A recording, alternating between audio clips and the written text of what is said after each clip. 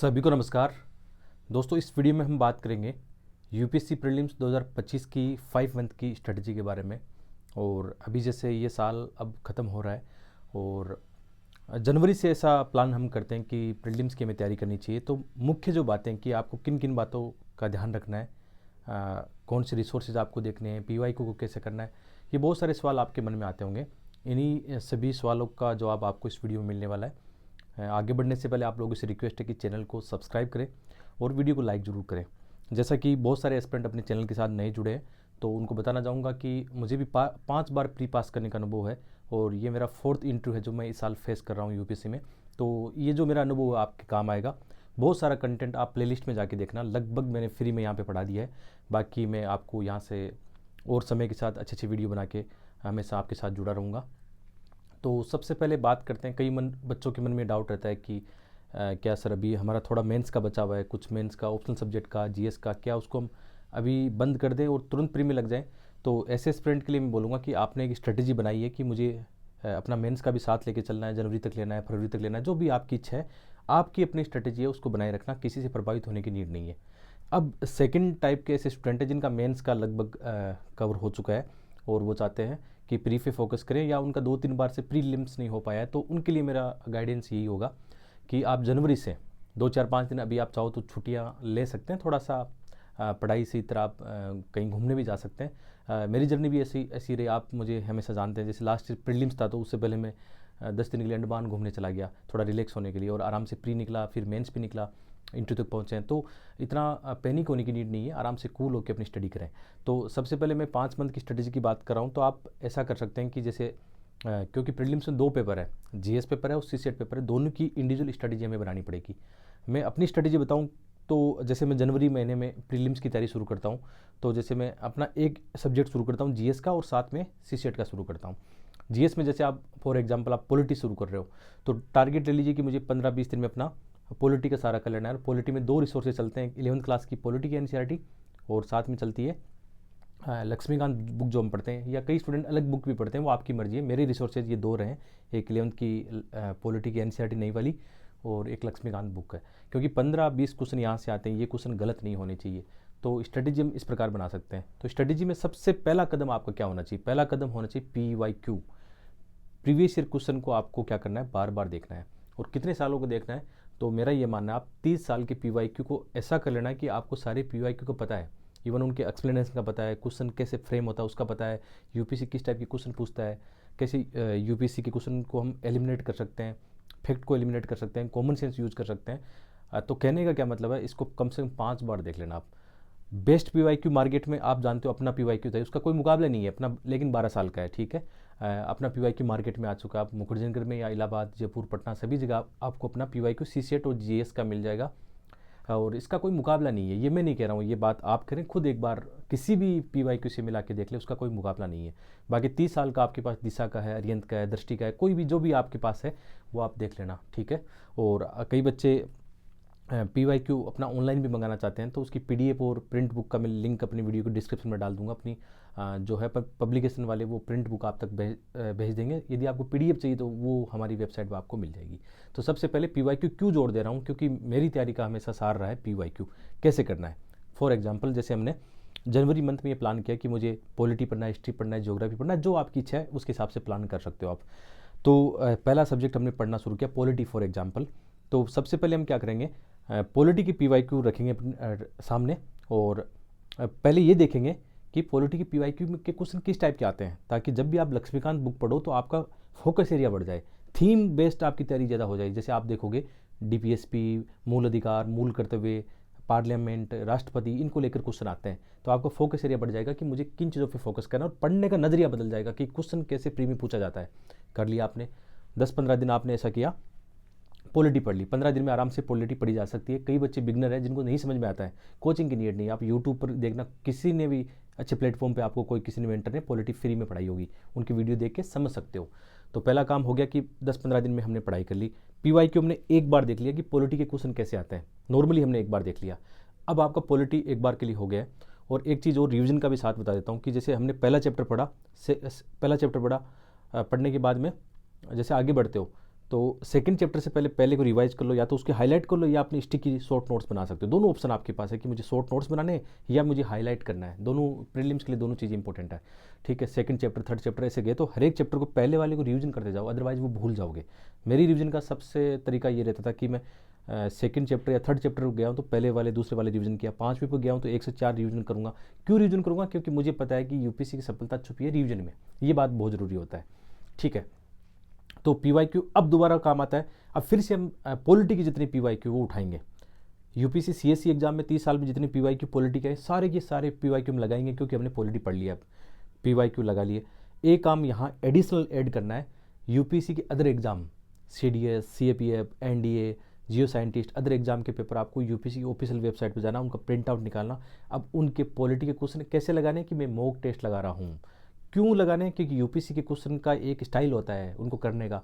आप किसी test series के मॉक को लगाओगे तो उसमें वो एल्गोरिदम नहीं बन पाएगा जो यूपीसी वाले में बनेगा। तो यदि आप इस पैटर्न को फॉलो करते हो कि सबसे पहले हमने पीवाईक्यू फॉलो किया, जैसे कोई भी सब्जेक्ट पढ़ रहे हो, ज्योग्राफी, हिस्ट्री, पॉलिटी, फिर हमने उसकी पढ़ाई की। पढ़ाई करने के बाद में पीवाईक्यू दोबारा सारे पीवाईक्यू निकालेंगे ताकि आपकी गलतियाँ पता लगे कि आपने कितना सही पढ़ा है। ठीक है, इसमें एडिशनल ऐड कर सकते हो कि जैसे हमने एक बुक बनाई है एमसीक्यू की, जिसमें 2000 एमसीक्यू है, तो वो चैप्टर वाइज एमसीक्यू है। जो भी आप एनसीईआरटी और स्टैंडर्ड बुक है उनके चैप्टर वाइज आप चाहो तो उस चैप्टर के एंड में वो लगा सकते हो। वो भी आपको अपनी मिल जाएगी वेबसाइट पे, अपनी जहाँ पे भी किताबें मिलती है। तो वो भी मैं एडिशनल आपको बताना चाहूँगा कि वो हमने एक अच्छा प्रयास किया, लगभग 2000 एमसीक्यू का उसमें जोड़ा है, तो वो कर सकते हो। और उसके बाद में जैसे आपका पॉलिटी का कितना रिच कंटेंट आपके पास हो जाएगा कि आपने सारे पीवाईक्यू लगा लिए यूपीसी एग्जाम के, और अपनी सीएससी एग्जाम के साथ में पॉलिटी आपने पढ़ ली। अब इसको रख दो 15-20 दिन में, इसको करके एक बार के लिए रख दो। सेकंड सब्जेक्ट उठाओ। फॉर एग्जांपल हम ज्योग्राफी उठाते हैं। ठीक है, ज्योग्राफी में हम जानते हैं कि यूपीसी ने ज़्यादा क्वेश्चन आज तक का रिकॉर्ड है 6 से लेकर 12th की ज्योग्राफी से ज़्यादा पूछे हैं। मोटी किताब नहीं पढ़नी, 6 से लेकर 12th की सारी ज्योग्राफी की एनसीईआरटी आपको पढ़ जानी है। पढ़ते समय दो चीज़ें ध्यान रखना, यूपीसी दो चीज़ें के क्वेश्चन पूछता है ज्योग्राफी में।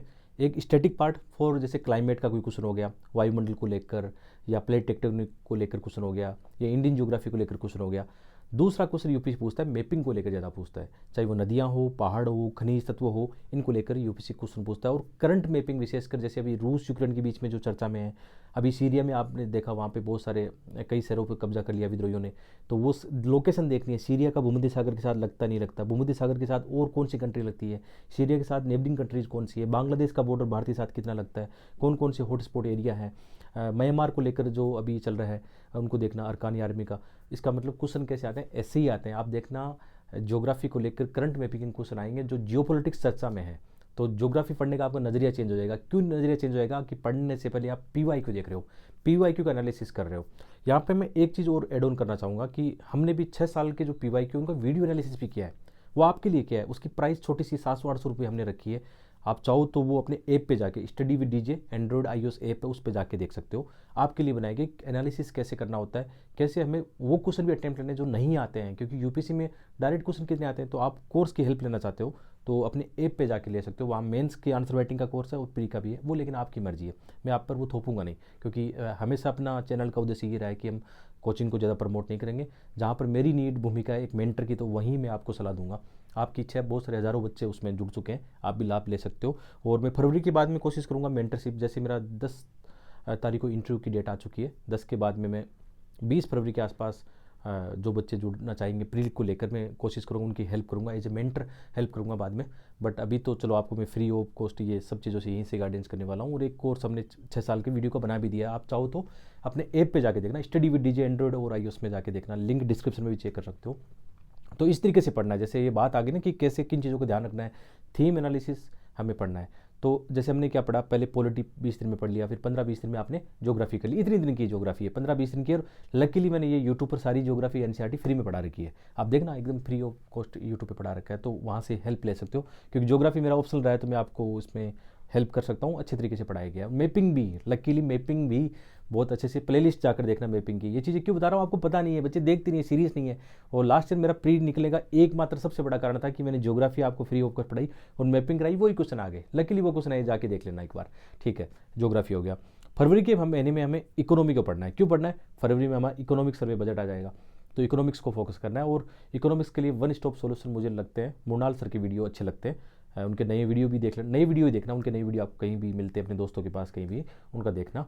और वन स्टॉप आज तक का मेरा रहा है कि इकोनॉमी ने बहुत हेल्प की है। 15-20 क्वेश्चन आते हैं, मृणाल सर की वीडियो से लगभग हो जाते हैं। इसलिए मेरी कोई किताब नहीं है, कोई एनसीईआरटी किताब इसमें मैंने फॉलो नहीं की, केवल उनकी वीडियो ही मैंने देखे हैं। एनसीईआरटी किताब देखना चाहो तो नई वाली एनसीईआरटी में 9, 10, 11 में जहाँ पे इकोनॉमी की कोई बुक हो तो वो देख लेना उस बुक को, क्योंकि वहाँ से 2-3 क्वेश्चन निकल आते हैं, तो वो देख लेना। फरवरी में इकोनॉमिक सर्वे बजट आ जाएगा, उसको भी देखना बहुत ज़रूरी है। तो ऐसे करके हम टाइम टेबल बनाते हैं। और तरीका क्या है, PYQ बेस्ट तरीका है। मैंने अभी टेस्ट सीरीज का नाम ही नहीं लिया है, इसलिए नहीं लिया कि लास्ट टाइम की बात है 2024 प्रीलिम्स के समय मैंने एक सिंगल टेस्ट नहीं लगाया। मैं ये बात हमेशा से बोलता हूँ, पहले के चांस में कुछ टेस्ट लगाए, बट मेरी तैयारी का आधार PYQ रहे, PYQ सही एनालिसिस रहा है। और लास्ट टाइम एक सिंगल टेस्ट नहीं लगाया। आप बोलोगे कि सर आप तो हो सकता है प्री निकलेगा उसके बाद बोलो, नहीं, हज़ारों बच्चे लास्ट टाइम मेरे साथ मेंटरशिप में थे, उनको पता है, उनको भी मैंने ये बोला कि मैं टेस्ट नहीं लगा रहा हूँ, आपकी मर्जी लगाओ। और आपके लिए जैसे मैं रिकमेंड करूँगा टेस्ट लगाना है, मैं ये नहीं बोलूँगा नहीं लगाना है। कब लगाना है, जब पहले ये काम कर लो। आप पहले ये काम करोगे नहीं, डायरेक्ट टेस्ट लगाओगे तो उसका आउटपुट नहीं निकलने वाला है। टेस्ट का मतलब क्या होता है, टेस्ट का मतलब होता है कि जो भी आपने स्ट्रेटेजी प्लानिंग की है उसको 2 घंटे के अंदर इंप्लीमेंट करना है। आपको अपना टाइम टेबल देखना है, मैनेज करना है, और वहाँ से एक जो इन्फॉर्मेशन वहाँ से गेन करनी है। आप वो जो आप बोलते हैं ना कि कॉमन सेंस यूज़ करना चाहोगे, तो यहाँ बहुत कम चांसेस है, क्योंकि इनसे बैठ नहीं पाता वो कॉमन सेंस। यूपीएससी बहुत सोच समझ के कॉमन सेंस उसका बैठा था उसमें क्वेश्चन में, तो वो बहुत ज़रूरी है कि यूपीएससी का दृष्टिकोण समावेशी दृष्टिकोण होता है, वो सभी को ध्यान रखता है, नए पुराने एस्पिरेंट सबको ध्यान में रख के पेपर सेट करता है। यहाँ पर थोड़ा नॉलेज और टफ क्वेश्चन की ओर गेम चलता है। तो टेस्ट लगाओ, 10, 15, 20 टेस्ट आप लगा सकते हो, लगाओ, मेरा ये मानना लगाना चाहिए। जैसे आप इसको हम जोड़ सकते हैं, सेक्शन वाइज आप लगा सकते हो। आपने पॉलिटी किया तो पॉलिटी के 2 टेस्ट लगा लो, हिस्ट्री पढ़ लिया हिस्ट्री के लगा लो, ज्योग्राफी पढ़ लिया ज्योग्राफी का लगा लो। तो हम रिसोर्सेज भी साथ में कवर कर रहे हैं इसमें, ये पॉलिटी का हो गया, ज्योग्राफी का हो गया, आपका मतलब इकोनॉमी का मुंडाल सर का हो गया। अब हिस्ट्री की बात करें, जैसे आप मार्च के महीने में हिस्ट्री का प्लान कर सकते हो। हिस्ट्री में 2 रिसोर्सेज आप फॉलो कर सकते हो, एक तो एनसीईआरटी को कर सकते हो कि पुरानी वाली RS शर्मा, मिडाइवल, आधुनिक भारत, वो पढ़ सकते हो, और नई वाली एनसीईआरटी 6, 7, 8 तो 12th की पढ़ सकते हो। एक तो ये फार्मूला है। एक मैंने हिंदी माध्यम को एक बुक बताई है, आर्य पब्लिकेशन की हिस्ट्री की बुक आई है, थोड़ी टफ है नो डाउट, उसमें फैक्ट इफेक्ट ज़्यादा है, बट जहाँ पे इंग्लिश मीडियम के लिए तमिलनाडु बोर्ड की एनसीईआरटी इजीली अवेलेबल है, हिंदी मीडियम के लिए कम रिसोर्सेज होते हैं और क्वेश्चन अजीब से आते हैं हिस्ट्री के। तो एक काम कर सकते हो, उस बुक को पूरा नहीं पढ़ना है, उस बुक से आप वो कर लो जहाँ से यूपीएससी की थीम है, जहाँ से हर साल क्वेश्चन आ रहा है। जैसे आपने देखा जैन और बौद्ध धर्म से क्वेश्चन आता है, एक अजीब सी शब्दावली को लेकर क्वेश्चन आता है। आप देख सकते हो हड़प्पा सिंधु सभ्यता से क्वेश्चन आ सकता है, मौर्य से आ सकता है, इसके अलावा विजयनगर साम्राज्य से क्वेश्चन आ सकता है। तो आप वो चैप्टर जाके उस बुक से पढ़ सकते हो, क्योंकि वन स्टॉप सोल्यूशन है, उससे बाहर कुछ नहीं जाना है फिर। तो एनसीईआरटी मैंने तो पढ़ी है, आर्य पब्लिकेशन से सिलेक्टिव पढ़ी, उतना ज़्यादा नहीं पढ़ पाया, बाद में मुझे पता लगा था उस बुक के बारे में, कुछ दोस्तों ने रिकमेंड की थी। लास्ट ईयर मैंने सब बच्चों को रिकमेंड की थी, तो बच्चे बोल रहे हैं कि सर हमने देखा बहुत लाभ मिला है, मोस्ट ऑफ क्वेश्चन वहाँ से आ सकते हैं। तो आपकी मर्जी है, देखो आपको लगता नहीं आर्य पब्लिकेशन नहीं पढ़नी, आपकी मर्जी है, छोड़ो इसको, आप एनसीईआरटी कोड जाओ। फिर जो एनसीईआरटी मैंने बात की है, ओल्ड और न्यू एनसीईआरटी पढ़ सकते हो, बट वहाँ से क्वेश्चन फिर भी नहीं बनते। मेरा अनुभव रहा है कि उतने क्वेश्चन नहीं बनते। तो फिर मैंने सप्लीमेंट के तौर पे आपको बताया कि वो चैप्टर जहाँ से शब्दावली आ रही है, क्वेश्चन आते हैं, कई बार दक्षिण भारत के से बहुत सारी चीज़ें पूछ लेते हैं, कोई पुराना बंदरगाह प्राचीन केंद्र, कोई कपड़ा केंद्र है, ऐसा कुछ पूछ लेते हैं, कोई विचारक के बारे में पूछ लेते हैं। तो हिस्ट्री का ये स्टॉप सोल्यूशन, आप वन स्टॉप सोल्यूशन हो जाएगा। फिर बाद में जैसे आप अप्रैल में जाते हो तो 2 छोटे सब्जेक्ट आपके पास और बचते हैं। एक बचता है साइंस और टेक, जो करंट अफेयर बेस्ड ही होना है, उसमें साल भर का करंट अफेयर आप देख लेना, जो हो रहा है स्पेस में, नासा में, अपने इसरो में, और भी जो डिफेंस में हो रहा है, सब ये चीज़ें देख लेना जो आपके साइंस और टेक को लेकर काम आने वाली है। नोबेल प्राइज़ की स्टडी उसमें देख सकते हो। इन्वायरमेंट एक बड़ा गेम चेंजर है जो कि इंपॉर्टेंट है। लास्ट ईयर भी मैंने बोला कि जो एनसीईआरटी है, जैसे 12th क्लास की बायोलॉजी के लास्ट 4-5 चैप्टर, ये इन्वायरमेंट इकोलॉजी के लास्ट ईयर वहाँ से क्वेश्चन आ गए थे, तो वो बहुत ज़रूरी देखो। 11th-12th की बायोलॉजी में आप ये देखना जीवों से जुड़े हुए और पारिस्थितिक तंत्र के जो चैप्टर है वो छोड़ना मत। जैसे एक इन्वायरमेंट केमिस्ट्री में इन्वायरमेंट केमिस्ट्री का चैप्टर है, मत छोड़ना उसको, वो क्वेश्चन आने। तो स्टैटिक पार्ट कहाँ से कर सकते हैं, एनसीईआरटी। सेकंड, स्टैटिक पार्ट के लिए थोड़ा सा हेल्प लेनी पड़ेगी आपको। आप जैसे शंकर आइस की बुक पढ़ते हो या दृष्टि आइस की बुक देख सकते हो, लेकिन सिलेक्टिवली। आपने स्टैटिक पार्ट एनसीईआरटी पढ़ लिया तो इन बुक से वो छोड़ दो, एक ही जगह से पढ़ना है। फिर यहाँ से वो चैप्टर पढ़ो जहाँ से क्वेश्चन आ रहे हैं, थीम बेस्ड क्वेश्चन आ रहे हैं, तो वो भी देख लेना। साथ में करंट इन्वायरमेंट का बड़ा रोल है। मैंने एक चीज़ नोटिस की कि यूपीएससी क्या कर रहा है, डॉक्यूमेंट्री से क्वेश्चन पूछ रहा है। कभी कोई जीव जंतु का क्या उसकी जीवन शैली है, कभी गिलहरी, कभी हाथी, कभी चीता, इनको लेकर जो करंट में क्वेश्चन रह रहे हैं, या कन्वेंशन को लेकर, अभी COP29 हुआ है उनको लेकर, यूएनएफसीसी का क्या चल रहा है, कोई और वर्ल्ड बैंक का इसको इन्वायरमेंट को लेकर क्या हो रहा है, भारत सरकार में इन्वायरमेंट को लेकर क्या कर रही है, तो इन्वायरमेंट की ये देख लेना। इन्वायरमेंट थोड़ा ट्रिकी क्वेश्चन अजीब टाइप के आते हैं, ठीक है। तो ये आप ऐसे हर मंथ का अपना एक शेड्यूल बना लो। कुल कुल कुछ बच्चे क्या करते हैं, दिन में 2 सब्जेक्ट पढ़ते हैं, आपकी मर्जी पढ़ सकते हो। एक साइड में डेली क्या करना चाहिए, जिनका सी सेट वीक है या जिन पढ़ना ही चाहिए, सी सेट वीक नहीं होता, सी सेट में हम ध्यान नहीं देते हैं, 27 क्वेश्चन करने, थोड़ा सा ध्यान रखना है। सी सेट में पैसेज में तो वन स्टॉप सॉल्यूशन अपना है, यूट्यूब पे काफ़ी कुछ करा दिया। सफिशिएंट है, एक बार जाके देख लेना। मैं कह रहा हूँ कोई मुकाबला नहीं है अपने वीडियो का। मैं कॉन्फिडेंस से क्यों बोल रहा हूँ, क्योंकि मुझे पता है कि वो चीज़ आपके काम आनी है। और अपने सी सेट की जो बुक है, पैसेज इतने पैसेज, उसमें 300 पैसे सोल्व करा रखे हैं। तो सी सेट को तो 1 रुपया किसी को नहीं देना। आप मैथ रीजनिंग रहा तो आप यूट्यूब से कर लो या किसी टीचर से पढ़ लो, बट वीकनेस नहीं दिखानी है। और स्ट्रेटेजी कैसी रहनी चाहिए, सी सेट में मिक्स अप्रोच जाना। कभी भी कोई आपको बोले कि तुम पैसेज कर लो या केवल मैथ कर लो, ऐसा मत करना। मिक्स्ड अप्रोच सबसे बढ़िया है, कुछ पैसेज, कुछ मैथ, कुछ रीजनिंग। मिक्स्ड अप्रोच से जाओगे तो आप फेल नहीं होने वाले हो। इस बार भी जैसे मेरा लास्ट अटैम्प्ट था तो मैं उतना सी सेट नहीं ध्यान दे पाया उतना। पहले सी सेट कई बार निकला, एक बार फेल भी हुआ हूँ सी सेट की वजह से। तो इस बार नॉर्मल था कि जाके कूल होके एग्ज़ाम देनी, निकला मतलब कैसे जैसे निकल गया वो। ठीक है, इस बार पैसेज टफ थे बट सी सेट निकला। चाहे वो बराबर कट ऑफ के मार्क्स ही आए हो, लेकिन निकल गया कैसे जैसे।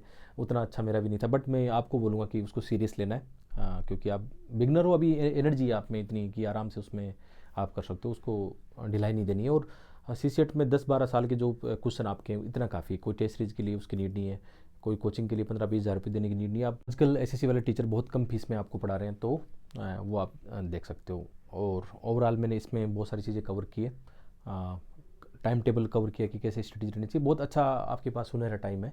और कई बच्चे 2-3 बार से जिनका नहीं हो पाया, वो अपनी गलतियां फाइंडिंग करें। और एक चीज़ इसमें एड ऑन करना चाहूँगा कि आपको कोशिश क्या करनी है, मन के अंदर से भय निकालना है, प्रीलिम्स का भय। आप चाहे 2-3 बार पहले फेल हो चुके हो या पहली बार दे रहे हो, प्रीलिम्स का जो भय वो निकालना है।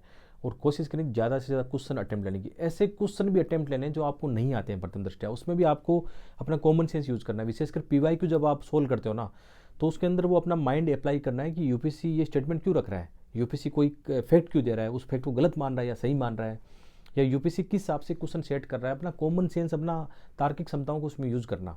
और हमने भी है एक कोशिश की छोटी सी, मैंने जैसे बताया आपको, अपनी बुक के माध्यम से और अपने वीडियो के माध्यम से। तो आप अपने ऐप पर जाना, एक बार ऐप पर जाके इन इंस्टीट्यूट का फ़ायदा ले सकते हो, नीचे डिस्क्रिप्शन में लिंक मिल जाएगा।